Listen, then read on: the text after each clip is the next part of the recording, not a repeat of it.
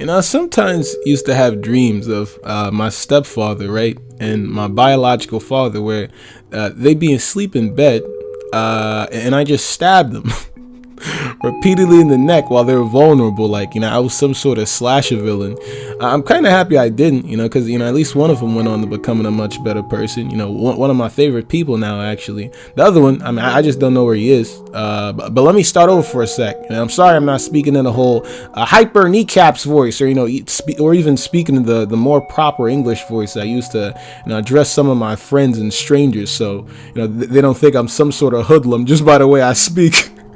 But this is a much serious video, and I'd like to be the more real version of myself. But yeah, I was born in a banana republic country, the place that my grandma and family lived. The roads are cracked, the houses are cracked, the streets smell like actual shit. But there are some good places, at least the tourist areas are nice, at least the rich niggas that come here to live in the nice places that we couldn't, at least they got to enjoy themselves. But I was a pretty feeble child growing up, and it's kind of funny because they actually said I was actually a fat baby when I came out of my mom. I don't know. I guess a year or so out of the womb, I started to look like one of those spooky, scary skeleton shits. But I was afraid of everything. The dark, heights, people in general, loud noises like people shouting over each other. But the thing that I feared the most, the thing that actually chilled me to the bone, was the thought of being separated from my sister. Why? Because my sister, unlike me, she wasn't a little pussy. She was the complete opposite of me. So much stronger, braver, and my goodness, even though I'll admit, I was a smidge. I was a smidge faster than her in foot races. She made up for it with her insane agility. Like good luck. Good luck trying to catch her in tag. And with her being, that obviously, physically superior to me, I had this irrational subconscious fear that she'd eventually try to take advantage of me, like steal some of the candy that our mom bought for us to share, or, beat me up if she ever got frustrated or mad with me, because, that's what everyone else did at our school, I thought it was just the way that things were, the big person picks on a little person, that's what you get for being born weak, but, she never did. She was always nice to me, always smiling, always laughing with me.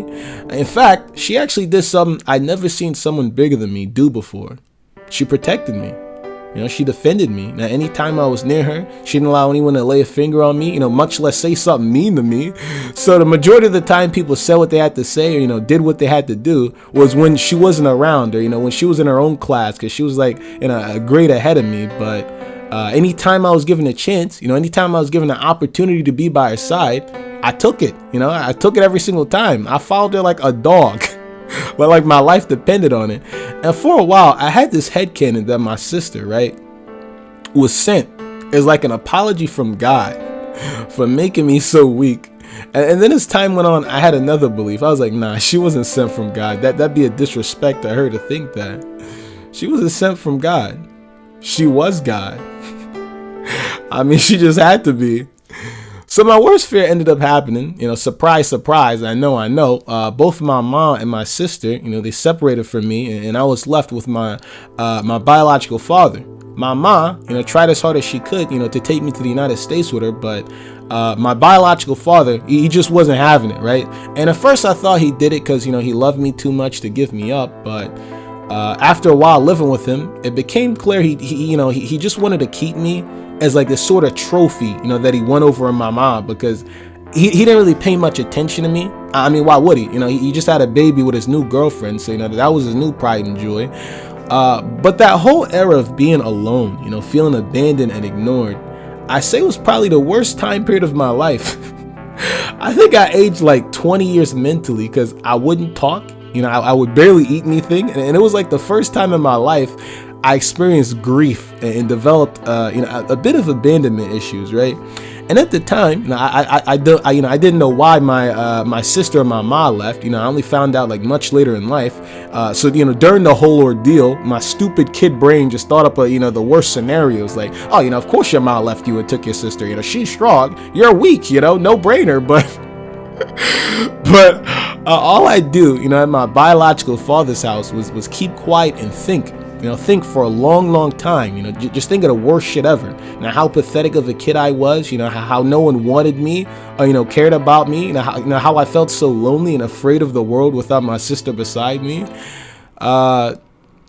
Yeah, but I mean, fear or not, after a while, I really couldn't say how long it was, but my biological father, he noticed how bad my condition was getting, so he ended up just randomly dropping me off at my grandma's house, which, I stayed for maybe a few weeks. I have no idea, but my mom came to pick me up and bring me to the States. Yay! Time to get reunited with my sister, right? Psych, nigga, you thought? Because once I moved to New York, my aunt, who also lived in New York, now had custody of my sister, and she wouldn't let her go. So, I spent another long period of time without her. And even though I missed my sister, it wasn't as bad as being with my biological father, because, for that one time in my life in New York, I was given so much attention, being the only child in the house, it was more of a rundown basement of my other aunt's house that would frequently get flooded, but, still, the only child in the house, right? But we eventually did get my sister back, during the entire process. I was scared shitless. I was like, what if my sister doesn't recognize me, what if she turned into a completely different person, maybe she won't even like me anymore. But I guess I was kind of getting worked up over nothing, because the moment my sister saw me again, her eyes just lit up. She had the biggest smile on her face, like, she just found this treasure, that she lost a long time ago, right? But that happiness, it wasn't too long-lived. Enter my stepfather, right? Back in the day, he wasn't such a nice person, you see. He always seemed so angry, and I didn't know what, maybe with himself, and he took it out on us. But to me as a child, it just seemed like, he enjoyed hurting people, that it made him happy. It was like the smallest things would set him off. If you inconvenienced him in even the slightest way, or you didn't do something the millisecond he said it, or the exact way he told you to do it, you get beaten, right? And it felt as if I was walking on eggshells in my home for like a really long time. There were even times I just freeze up when he was talking to me, just regularly talking to me, and I just couldn't hear anything. And I couldn't hear anything because like my body was like putting all my energy in the getting ready to brace for the hit. And don't cry just yet, because I know there's some some bitches crying at the other side of the screen, but it gets really sweet in a few seconds. But around the times, right? Around the first times the unnecessary uses of excessive violence were happening, I think it was in the kitchen, which by the way was also the living room, the dining room, and the entrance to the basement, right? But around like nighttime in that godforsaken place, my sister, right as my stepdad was about to go on another one of his sicko mode impulse beatings, he had this fucking leather belt in his hand with a metal clasp that sometimes hit us when he just went all out. He had that in his hand. He was about to hit me with the 10-piece belt combo finisher. For God knows what, maybe I accidentally knocked some milk on the floor. I don't really remember. But my sister, right, and she probably won't even remember it, because it's not even that big of a deal to her. It was just in her nature to be that way. But my sister, she stands in front of me and she's like, "Don't touch my brother." No. She says, "You don't touch my brother." She says, she had to add that little sass to it. She said, "You don't touch my brother," right? And I wish I could have painted that moment, right? Like it was some sort of Renaissance painting, This 230-pound, 6'3" man getting cock blocked by this probably 70-pound elementary school girl, standing up to that beast, just like the magical girls in the Winx Club that she loves so much.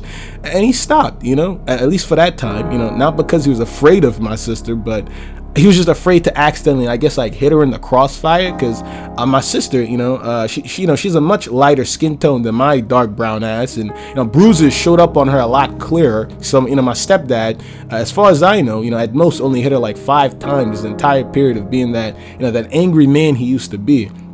But after that whole ordeal, I decided that my sister was the only person that deserved love from me. I decided I'd hate everyone else, you know. I'd hate my dads because, you know, it seemed like they hated me anyways. You know, one just not loving me. You know, the other one treat me like this type of anger outlet, right? I'd hate my mom, you know, for letting them treat me that way, and, you know, for not giving me as much attention as, you know, my older sister and my little brother.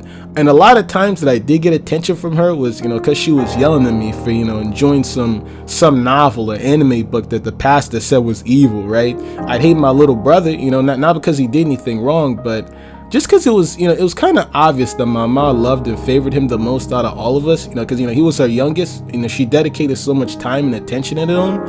And the way she looked at him, you know, it kind of reminded me of those same eyes that my biological father would give him and his girlfriend's son while, you know, I kind of just rotted away. You know, I'd hate the people in my school, you know, for making me feel like shit, you know, for making fun of me, you know, my clothes, my shoes, my kneecaps. Oh, why is his kneecap so ashy? Why is kneecap so ashy? Every day at gym class, when we had to change into shorts. Hey, Greg, come over here, come show him your pearly white kneecaps. But I don't know, I guess that was my own fault. You know, I probably should have put lotion on them. And for a while, I had these dreams, right, of just stabbing people, you know, especially my biological and stepdad. You know, dreams of just creeping into their room as they slept and just stabbing them in the neck, you know, the throat, just watching them bleed out and just shouting at them. I don't even remember what the hell I was shouting. I was just so angry, you know. And even though I hated, you know, those people that much, you know, there was one person I hated the most out of all of them combined throughout my entire life. Myself. Surprise.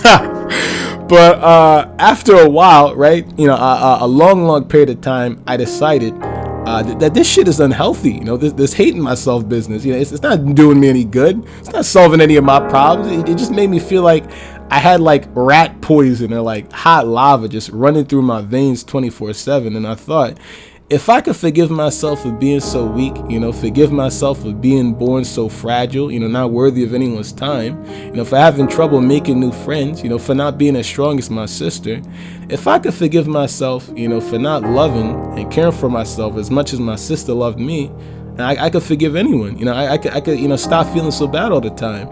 I also noticed that the longer I was angry with people, the more I was hating a version of a person that, you know, that didn't even exist anymore.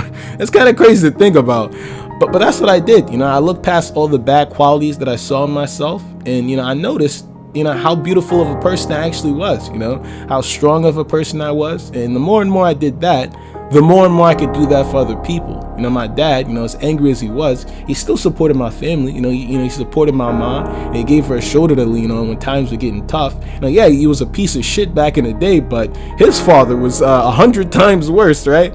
My mom, you know, even though it seemed like she didn't pay attention to me, you know, as much as my other siblings, you know, I'm glad she put such a heavy importance on education, because without it, you know, I don't think I'd be where I am today.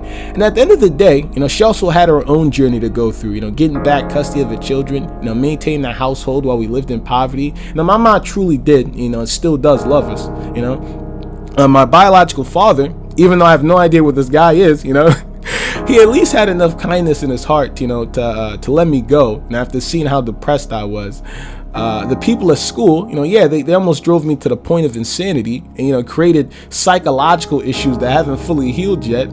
But a lot of these kids, believe it or not, they went through a lot, much worse than what I did. You know, a lot of them had parents that didn't care about them, you know, their future, their life. You know, a lot of them lived in the ghettos like we did. And instead of, you know, letting that hatred internalize inside them and eat them up like I did, they projected all their frustration outwards onto me and other kids. So, you know, we're not so different. You know, when you look at the whole picture, you know, we're all just humans, you know, getting hurt by the world, you know, trying to hurt one another so, you know, they can feel what we're feeling, you know. You feel like, you know, maybe there's someone else in the world that's feeling the same sort of hurt that I am, you know. I won't have to, you know, carry all this pain by myself.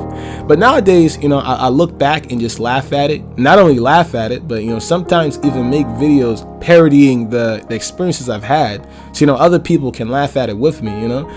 You know, I'm in a much healthier mental state now. You know, I got friends and family that care for me. You know, I got friends that, you know, that treat me like if I were their own family. And I got people that look up to me, you know, tell me every day that I'm one of their favorite creators. But more importantly, I got my sister, you know, God herself, who still loves me with every fiber of her being, as if I were her own child. Then I already know when she sees this video, she gonna burst into tears and run to the house and just hug up on me like, "Oh, you're so sweet, you're so sweet," and stuff like that. But I'll let her, I'll let her do that, because I guess that's the least I could do for to repay her, for not letting me turn into a serial killer. I wish I could talk to a lot of the niggas at my school now, just let them know, there's no hard feelings, just sit down, have a nice conversation with them. I'll probably go something like, "Hey bro, how you doing?" And they'll be like, "Hey man, I'm sorry for being such a dick back in the day." And I'm gonna respond real cool. I'm gonna be like, "Man, water under the bridge. We were kids, we didn't know any better, Plus I'm doing much better now." They're gonna be like, "Oh really? I'm happy for you." And I'm like, "Yeah, actually my YouTube channel just hit 400,000 subscribers." They'll be like, "No way!" And I'm be like, "Yeah." And they're gonna be like, "So, what's the name of it?" And I'll be like, "It's called KneeCaps." KneeCaps? Yeah. That stupid ass nickname we gave you in gym class? Really, bro? It was pretty stupid, but I don't know. I kind of like it. What's the point of this shit? Well, I was born a misfit. My life be too realistic. I gotta move with this shit. I got no mouths to feed, but everybody loves to eat off my plate. Fucking up my date. You changed my mind state. Wait, let's get it straight. You got 1,000 requests. I told you I'll do my best, but that's a stab in the back. So here's a stab in the chest. You ungrateful, you feel entitled. Fuck, I gotta learn the rifle, maybe. I'm the reason why you treat me like a pinata. Get it? Treat me like a pinata. I be laughing inside of me, cause this is my odyssey. So fuck what I gotta be, and fuck what y'all gotta say. Cause at the end of the day, I gotta make sure I'm okay.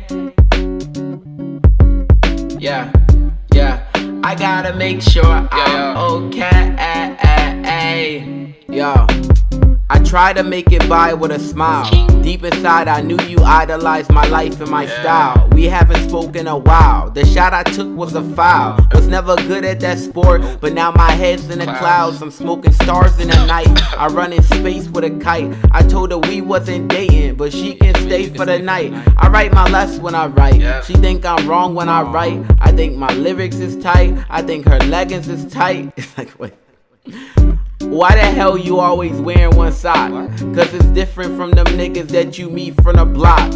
I'm so high, you can only speak to me when I drop. But wait, that'll never happen. Fire like a ender dragon, treat me like my pants was sagging. I got what your ex was lacking. Why the fuck your friends be ratchet? I be getting too distracted. She said she got hella cake. She skinny, but she heavyweight. My nigga always told me never. If you hesitate, if you can't help me elevate and get me to a better place, it's nothing here to speculate. We should only separate. I dedicate this verse to you, expecting only hurt from you. Every night I murder you. I see you in my scary dreams. I don't know what's mine, so I say fuck it, I take everything. I'm pawning mama's wedding ring. That shit'll buy me everything. I bought my girl a belly ring. I got my niggas extra clean. We coming through on everything. Foot on the dash. She said wait, I got a boyfriend. I say that nigga trash. I got 1,000 in cash. My daddy always told me in his word, you good or you bad. It's either first or you last, and that's why I gotta make sure I'm okay. I gotta make sure I'm okay. I'm okay. I need to make sure I'm okay.